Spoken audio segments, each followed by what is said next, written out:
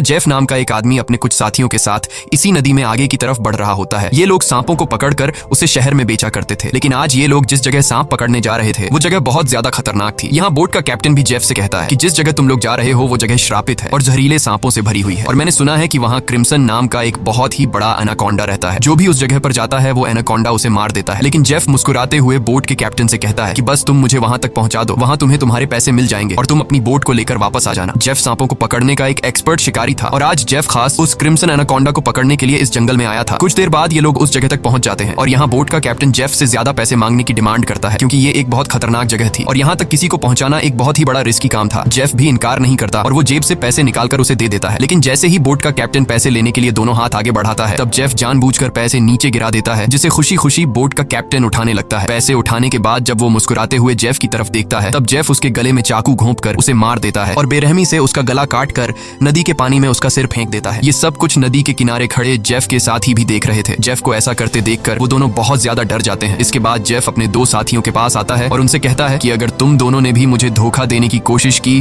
तो तुम्हारा भी यही हाल होगा। इसके बाद ये तीनों जंगल में आगे बढ़ते हुए एक जगह पर पहुंचते हैं जहां उन्हें सांपों की एक बड़ी मूर्ति दिखाई देती है और ये देखते हुए जेफ कहता है तो आखिर क्रिम्सन एनाकोंडा की कहानी सच थी। दूसरी तरफ जेफ के साथियों को बहुत सारे सांप मिल जाते हैं जिन्हें देखकर वो भी बहुत ज्यादा खुश हो जाते हैं। इसके बाद ये दोनों जल्दी से सभी सांपों को पकड़कर बैग में बंद करने लगते हैं, जबकि जेफ इन छोटे सांपों पर ध्यान नहीं देता और वो इस जंगल के सबसे बड़े सांप जिसका नाम क्रिम्सन एनाकोंडा है उसे ढूंढने लगता है। अब इन दो साथियों ने जो सांप कपड़ों के बैग में भर दिए थे उन सांपों को अकेले एक साथी बोट तक लेकर आता है। वो देखता है कि जेफ ने जिस आदमी का गला काट कर पानी में फेंक दिया था उसकी सर कटी लाश कुछ दूरी पर पानी में खड़ी है। ये देखकर उसे अपनी आंखों पर यकीन नहीं आया। तभी वो लाश अचानक पानी में डूब गई और तैरते हुए एक बड़ी सी चीज तेजी से उसकी तरफ बढ़ने लगी। वो आदमी डर के मारे तेजी से जंगल की तरफ भागने लगता है, लेकिन तभी बिजली की रफ्तार से एक बहुत ही बड़ा एनाकोंडा उसे जकड़ लेता है। वो एनाकोंडा उस आदमी की बॉडी पर लिपटकर उसकी हड्डियां तोड़ देता है और अपना बड़ा सा मुंह खोलकर उसे खाने लगता है। दूसरी तरफ हम उस आदमी के दूसरे साथी को देखते हैं जो सांपों से भरे एक बैग को लेकर जंगल में आगे की तरफ बढ़ रहा होता है। तभी वो अचानक एक जगह पर रुककर कुछ ऐसा देख लेता है जिससे वो बहुत ज्यादा डर जाता है। असल में उसने उसी बड़े एनाकोंडा की बॉडी को रेंगते हुए देख लिया था। जैसे ही वो एनाकोंडा एक पेड़ पर चढ़ रहा था तो उसके पेट को देखकर साफ लग रहा था कि उसने किसी इंसान को जिंदा निगल लिया है। अब इससे पहले कि वो आदमी अपनी जान बचाकर भाग पाता, तभी वो एनाकोंडा उसके साथी की लाश को उगल देता है। इसके बाद वो सांप उस आदमी को भी पकड़ लेता है। वो सांप उस आदमी को जकड़कर जोर से दबाता है और पेड़ से लिपटकर उस आदमी को भी खाने लग जाता है। ये सब कुछ ही दूर से जेफ भी देख रहा होता है और ये देखकर जेफ अपने साथी को बचाने के बजाय खुश हो रहा था, क्योंकि जेफ भी यही चाहता था कि कोई उस सांप का चारा बन जाए और जब चारे को खाते समय सांप का ध्यान भटक जाए तब जेफ सांप को बेहोश करके मार दे। इसके बाद जेफ अपना शॉटगन निकालकर सांप को बेहोश करने ही वाला था कि तभी अचानक जंगल के सभी जानवर और बर्ड्स शोर मचाने लगे, जिनकी आवाज सुनते हुए वो एनाकोंडा अपने शिकार को ऐसे ही छोड़कर चला जाता है। आखिर कुछ तो ऐसा था जिससे जंगल के सभी जानवर डर रहे। ध्यान नहीं देता और कहता है कि हमें जेफ का शुक्रिया अदा करना चाहिए क्योंकि उसने मेरी और हमारे एक साथी की जान बचाई है। दूसरी तरफ जेफ इस बोट के कैप्टन से मिलता है। जेफ बोट के कैप्टन को ढेर सारे पैसे देकर एक नक्शा दिखाता है और बोट के कैप्टन से कहता है कि अगर तुमने मुझे नक्शे पर बताई गई जगह पर पहुंचाया तो मैं वहां पहुंचकर तुम्हें और भी ढेर सारे पैसे दूंगा। कैप्टन उस जगह का नाम सुनते ही बंदूक उठाकर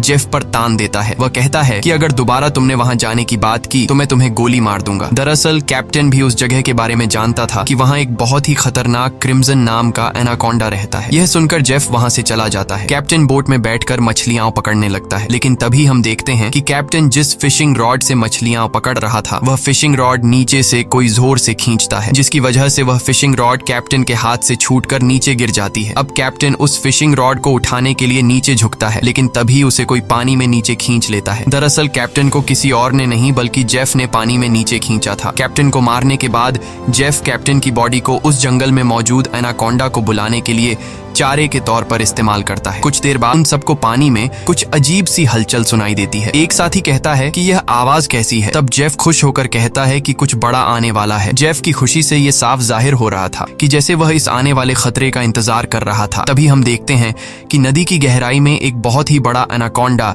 जेफ के लगाए जाल की तरफ बढ़ रहा है। जेफ का लगाया हुआ फिशिंग रॉड जोरों से नीचे की तरफ खींचता है। अब जेफ एनाकोंडा को पकड़ने के लिए फिशिंग रॉड को पकड़ने की कोशिश करता है, लेकिन वह एनाकोंडा इतनी आसानी से जेफ के जाल में कहां फंसने वाला था। तभी वह एनाकोंडा उनके सामने आ जाता है। यह एनाकोंडा आकार में बहुत बड़ा और बेहद डरावनी है। जेफ ने जो फिशिंग रॉड की रस्सी पकड़ी हुई थी, एनाकोंडा उस रस्सी को जोर से खींचता है, जिससे जेफ नीचे पानी में गिर जाता है। वह एनाकोंडा जेफ को पानी में इधर उधर पटकने लगता है, लेकिन जेफ इतनी आसानी से हार मानने वाला नहीं था। वह खुद को बचाने के लिए तैरते हुए उसी नदी में मौजूद एक छोटी बोट पर चढ़ जाता है और एनाकोंडा को पकड़ने वाले जाल की रस्सी को उसी बोट से बांध लेता है। अब वह बोट पर खड़े होकर एक नुकीले औजार से उस एनाकोंडा पर वार करता है, लेकिन उस वार से एनाकोंडा पर कुछ ज्यादा असर नहीं होता। एनाकोंडा जेफ को पकड़ लेता है। वह एनाकोंडा जेफ के साथ साथ उस बोट के ऊपर लिपटकर नीचे पानी में डुबो देता है। ये देखकर बोट पर सभी लोग बहुत डर जाते हैं। ये लोग एनाकोंडा से खुद को बचाने के लिए इधर उधर भागने लगते हैं। वह एनाकोंडा कमरे में बंद सर्कस के 2 साथियों को मारने ही वाला था